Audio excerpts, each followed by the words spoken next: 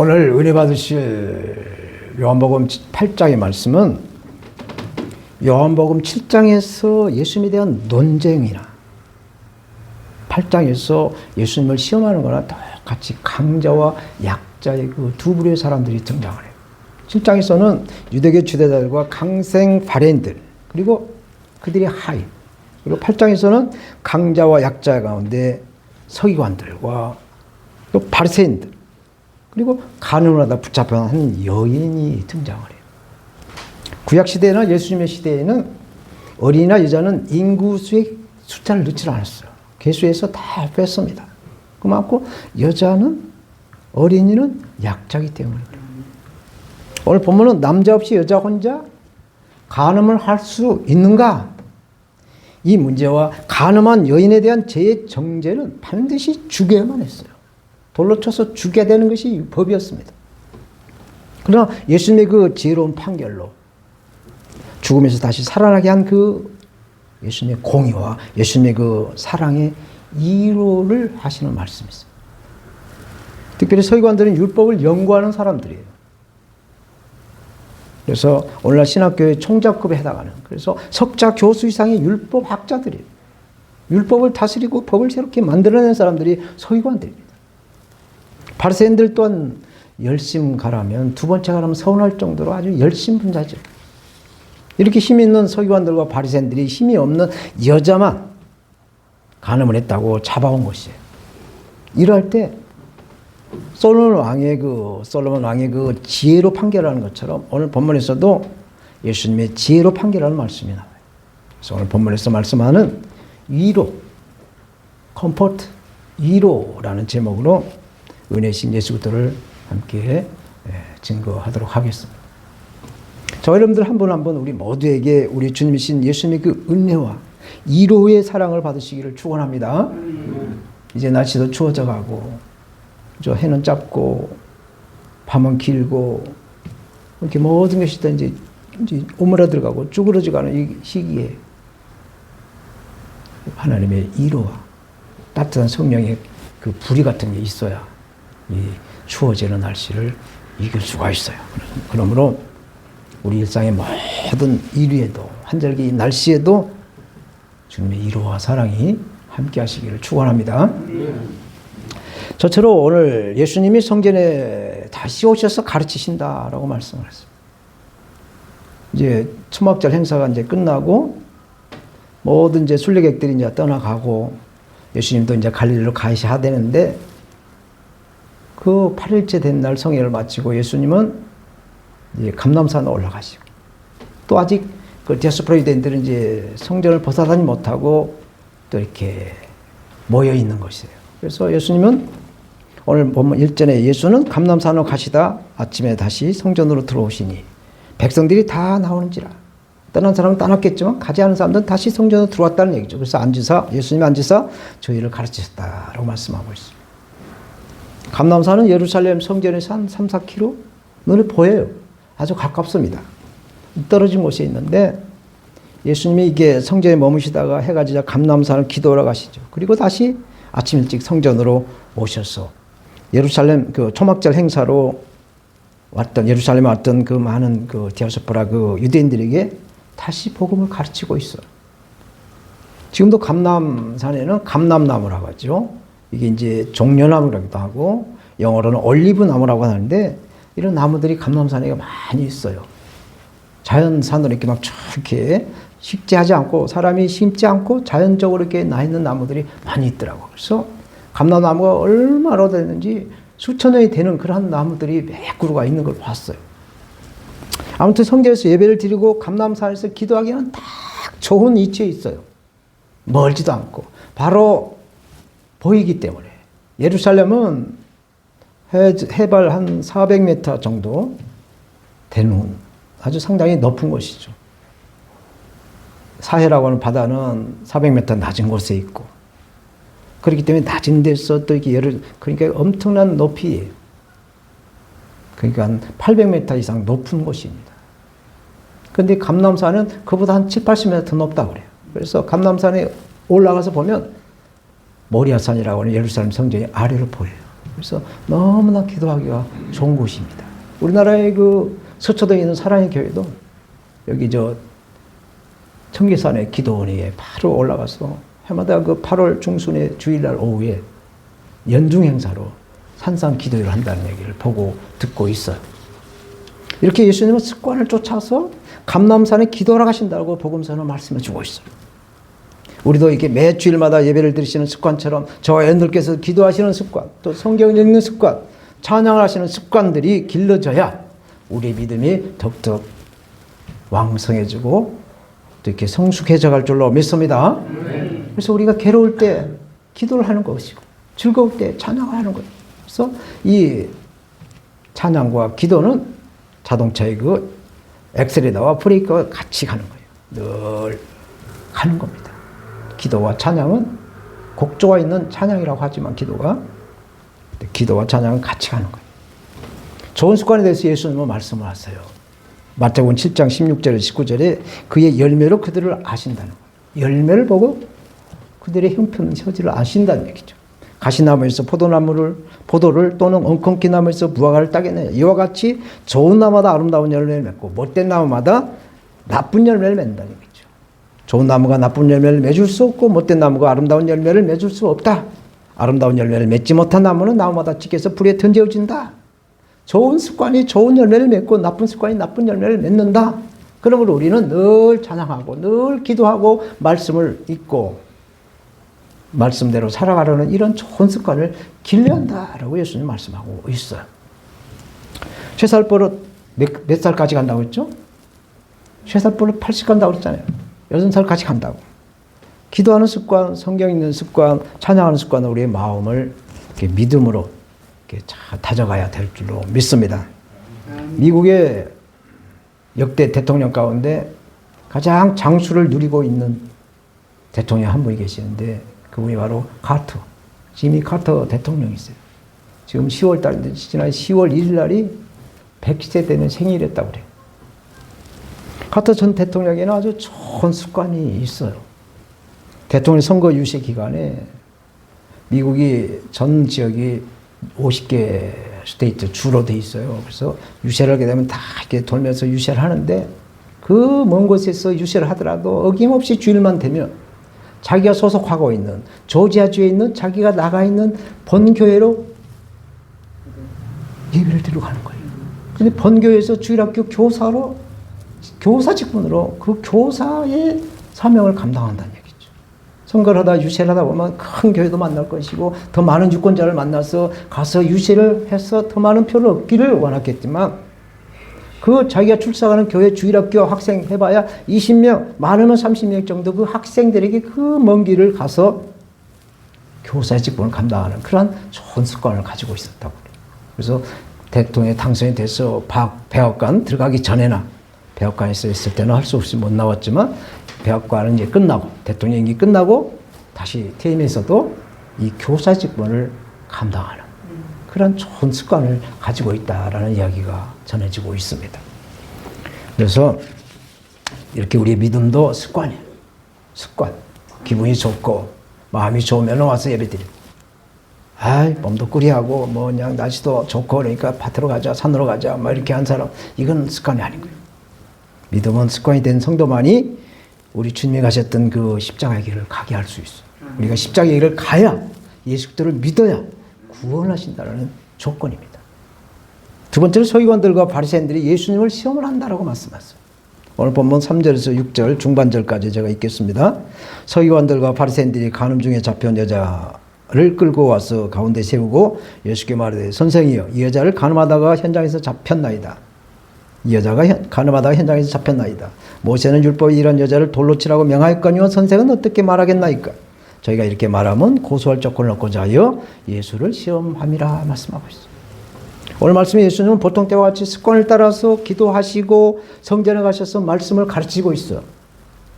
갈릴리에서와 똑같이 예루살렘에 올라오셨어도 성전과 감람산을 왕래 왔다 갔다 하시면서 말씀을 가르치고 또 기도하는 일에 전념을 하고 있는 것이죠.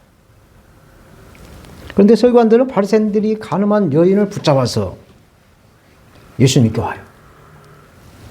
오늘 본문의 메시지는 뭐냐? 여자 혼자서 간음할 수가 있는가? 그리고 예수 그리스도의 공의와 사랑의 메시지, 사랑의 그 위로의 메시지가 오늘 메시지입니다. 모세율법의 레위기 20장 10절에 보면 누구든지 남의 아내와 간음한 자, 곧 그 이웃의 아내와 간음한 자는 그 간부와 음부를 반드시 죽여라. 남자와 여자를 반드시 죽이라고 말씀을 하고 있어. 왜? 아까 우리가 읽었던 교독했던 십계명을 위반하기 때문에 그렇죠. 십계명을 위반하면 죽습니다. 이렇게 율법은 간음죄를 저지른 간부와 음부, 남자와 여자를 함께 돌로 쳐 죽이라고 말씀을 하죠. 그런데 그 여자만 붙잡아서 예수님이 가르치는 성전으로 서기관들과 바리새인들이 끌고 왔다라고 본문은 말씀하셨어요.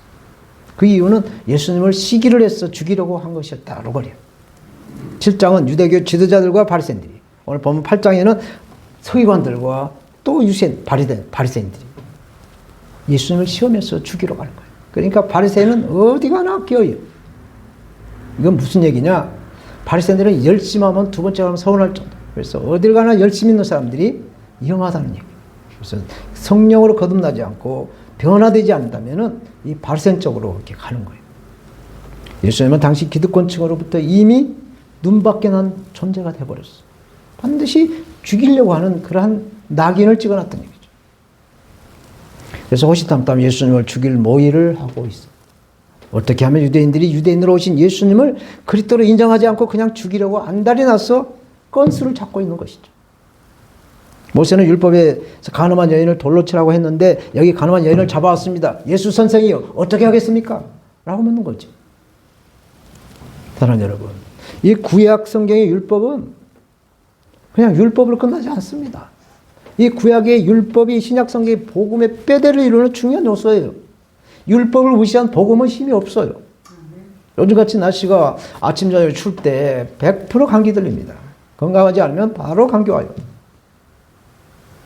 복음과 이 율법이 같이 혼합이 돼야 되는 거예요. 간음을 저지른 이 여인의 이 간음죄는 레위기 20장 10절이나 신명기 22절에 똑같이 말씀이 나와요. 거기 보면 간음을 저지른 남자인 간부와 여자인 음부를 함께 돌로 쳐 죽이라고 똑같이 말씀을 합니다. 그런데 율법학자인 서기관들과 율법주의자의 바리새인들은 간음한 여자만 잡아와서 예수님에게 아주 곤란한 질문을 시험을 합니다. 그래서 예수님의 죽일 방법을 찾고 있는 거예요. 예수님의 대답에 만일 그 여자를 돌로 치라고 한다면 지금 현재 이스라엘은 로마의 식민지로 있기 때문에 로마의 법을 어기게 되는 것이고, 또 돌로 치지 말라고 한다면 율법을 범한 죄인으로 엮어서 예수님을 죽이려고 한 것이죠. 그렇다면 여자를 살려주라고 한다면 또 어떻게 되는가? 이제는 율법을 우습게 본다라고 해서 또 시비를 하려고 한다는 얘기였어요. 율법학자들인 서기관들, 또 율법주의자인 바리새인들이 머리는 정말 비상하죠. 머리가 잘 돌아가요. 어떻게 이렇게 이 선한 쪽으로 도는 게 아니라 안전 쪽으로 이렇게 머리가 잘 돌아가요. 저도 이렇게 살아보면 하여튼 머리가 잘 돌아간 사람이 있어요. 기가 막혀요. 이 남의 호주머니에 있는 돈을 빼먹으려 하는 사람들 머리 기가 막히게 잘 돌아갑니다. 이게 항상 경계해야 돼. 그래서 이렇게 노련한 이 율법학자와 바리새인들에게 예수님이 어떻게 해결할 수 없도록, 어떻게 말할 수 없도록 머리를 쏘고 있는 거예요.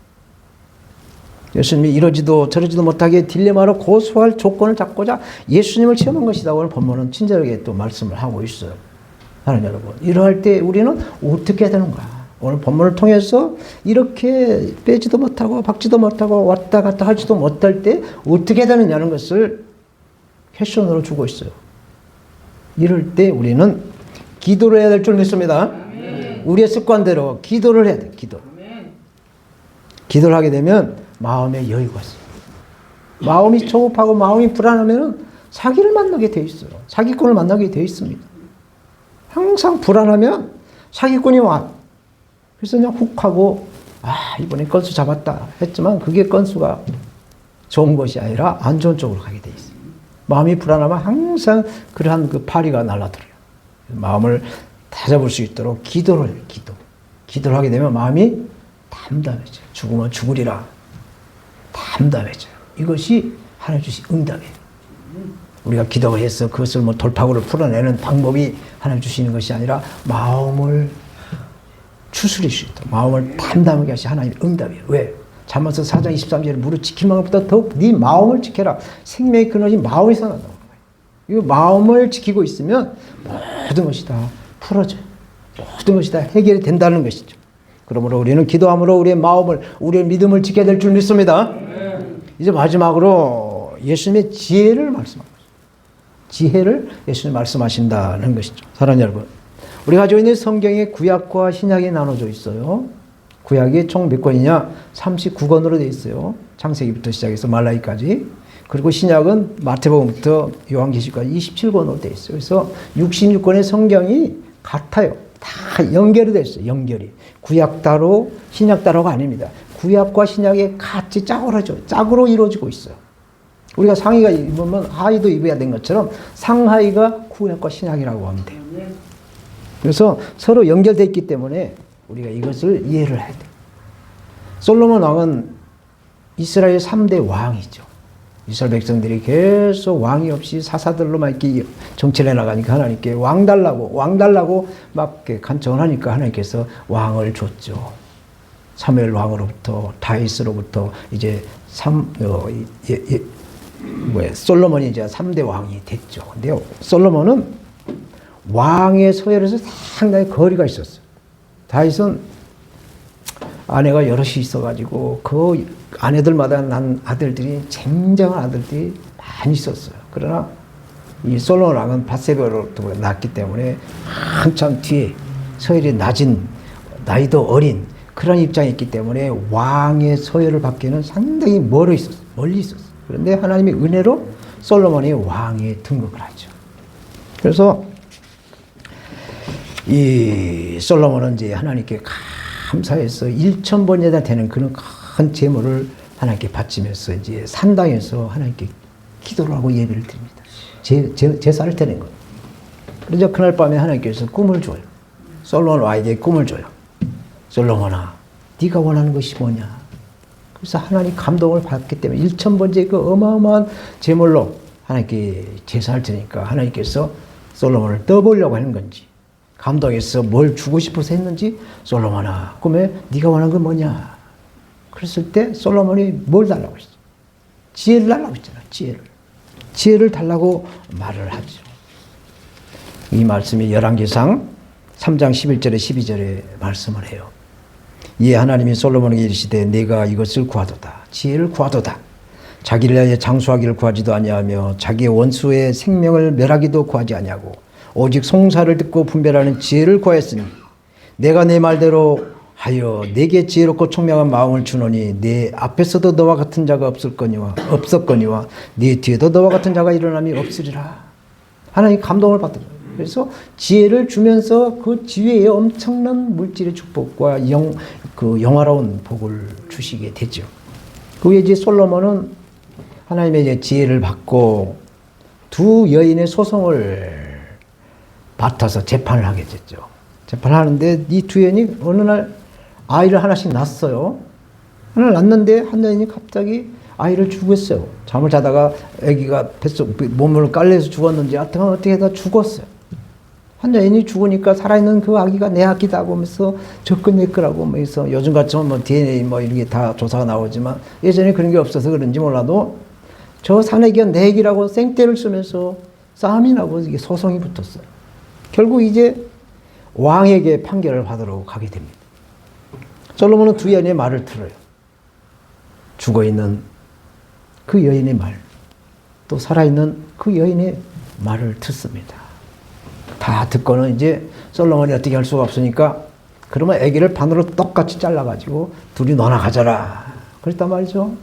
그러니까 그 죽은 아이의 어미는 그래요. 뭐 미처 본전이라고 그냥 그러자고 한단 말이죠. 그런데 실제로 그 아이의 엄마는 어떻게 자기 아기를 죽일 수 있어요? 아닙니다. 내가 소송을 포기하겠습니다. 내 아이를 살려달라고 하자 솔로몬이 그 얘기를 듣고 이렇게 말씀하세요. 열왕기상 3장 27절 28절 왕이 대답하여 이르되 산 아이를 저 여자에게 주고 결코 죽이지 말라. 저가 그의 어머니니라 하며 온 이스라엘이 왕이 심야의 판결함을 듣고 왕을 두려워하였으니 이는 하나님의 지혜가 그 속에 있어 판결함을 범이더라.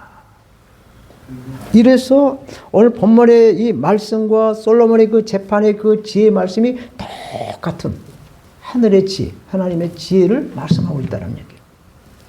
오늘 본문 6절 후반절에서 8절 말씀 제가 읽겠습니다. 예수께서 몸을 굽히사 손가락으로 땅에 쓰시니 그들이 묻기를 맞이 아니한지라. 예, 일어나 이르시되 너희 중에 죄 없는 자가 먼저 돌로 치라 하시고 다시 몸을 굽혀 손가락으로 땅에 쓰세요. 그래서 땅에다가 뭘 썼는데 그것은 안 알려졌으니까 몰라요. 아무도 몰라요. 예수님만 알아요. 땅에다 썼으니까. 근데 서기관들과 바리새인들이 가늠한 여인을 어떻게 됐냐고 그 질문에 예수님이 손가락으로 땅에다 뭘 쓰는데 좀 말 좀 하시라고 하니까 거기에 마지못해서 예수님 한 말씀 하시죠. 너희 중에 먼저 죄 없는 자가 돌로 치라고 하는 거죠. 야, 너희 중에 죄 없는 사람 먼저 돌로 쳐봐 라고 말씀을 하신 거예요. 이 말씀을 짝으로 아까 내가 말씀드리다고 했잖아요. 짝으로 이루어진다고. 성경은 반드시 말씀에 대한 짝이 있어요. 사도 바울은 갈라디아서 6장 1절에 이렇게 말씀해 주고 있어요. 형제들아 사람이 만일 무슨 범죄한 일이 드러나거든 신령한 너희는 온유한 심령으로 그러한 자를 바로잡고 너 자신도 살펴보아 너가 시험 들지 않게 주의하라 두려워하라 말씀하고 있어요. 예수님의 지혜로 여인은 살았어요. 살아났습니다. 동시에 율법을 비유로 고발하는 그 불의를 그 율법 학자들 서기관들과 율법주의자 바리새인들에게 지적을 해요. 너희가 잘못했다는 것이죠. 근데 왜 율법 전문가 이 서기관들과 바리새인들이 예수님의 그 지적에도 꼼짝을 못하고 그 여인을 돌을 치지 못했는가? 그것은 바로 자기들의 양심의 법에 가책을 받았다. 예수님의 말씀에 그것을 깨달았다라는 말씀을 하고 있어. 9절, 10절, 11절 저희가 이 말씀을 듣고 양심의 가책을 받아 어른으로 시작해서 젊은이까지 하나씩 나가고 오직 예수와 그 가운데 섰는 여자만 남았더라. 예수께서 일어나사 여자여에 아무도 없는 것을 보시고 이르시되 여자여 너를 고소하던 그들이 어디 있느냐 너를 정죄한 자가 없느냐 대답하되 주여 없나이다. 예수께서 가르사되 나도 너를 정죄하지 아니하노니 가서 다시는 이런 죄를 범하지 말라라고 말씀하고 있습니다. 세상이 만들어내는 기준에 따르다가 우리를 정죄를 하죠.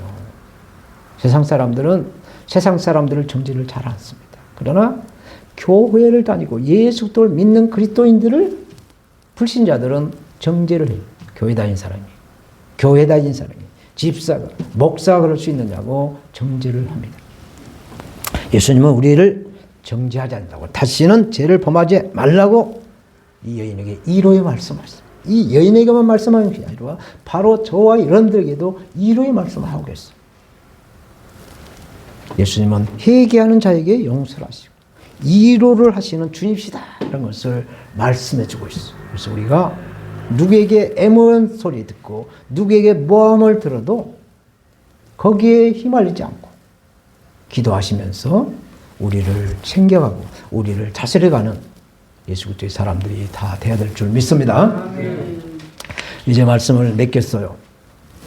전 세계적으로 아름다운 도시마다 항상 보면은 바다가 끼거나 큰 강이 끼거나 아주 큰 산 이런 것들이 있어요. 그래서 전망이 좋은 곳에다가 집을 짓고 살아가는 부자들이 몰려 있어요.